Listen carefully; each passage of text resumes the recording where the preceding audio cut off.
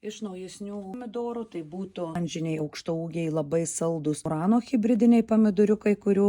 kiekyje gali būti apie 14 vienetų, slyvos dydžio, nykštukinė veislė Aztekas mažais kokteiliniais pomidoriukais, tai kokteilinio aukštaūgis Gardeners Delight, tvarūs trūkinėjimo ir saldus raudonos spalvos, briliantė pomidorai didesni už standartą, kiekis arti viena kitos, labai stipria šaknų sistema, labai atsparus ligoms, tai balandinė vaisiai tinkantis džiovinimui, mažai sulčių, mažai sėklų, neserga viršūninių puvinių, vidutinio ankstyvumo, mažesniais vaisiais blumko, saldus ir kiekiai jų jau yra iki 9 vienetų, galima auginti ir balkone, labai dideliais smiltingais vaisiais, panašiais į jaučių širdį iki 1 kilogramo cicijo veislė, deko, tyčianti mūsų labai gerai žinoma profesionalią veislę rėja, tai stambus krepšelio arba kriaušės formos pomidorai, labai derlingi, priklausantis profesionaliai linijai, norintis įdomesnių vairiaus atspalvio formos žvaigždutės su žaliais dryželiais, ankstyva kokoro hibridinė veislė, pusio aukštaūgiai, iki 1,60 m aukščio, vaisiai 300 gramų